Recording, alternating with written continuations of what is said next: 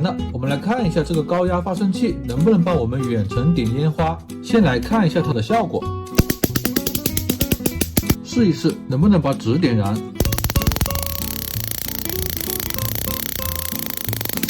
被电穿了一个洞，但是没有燃烧。接下来看看能不能点燃引线。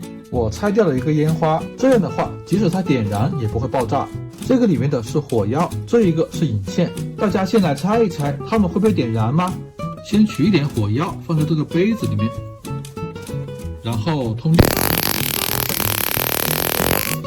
火药没有燃烧，只是被震飞了。那么用明火来试一下。接下来试一下这个引线，引线也没有点燃。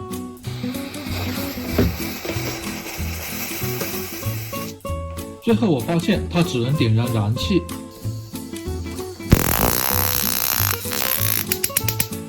看来远程烟花车是做不成了，但是我们群里有远程遥控车的资料，程序源码、接线表、物料清单、结构设计图全部都有，入群方法见同名公众号。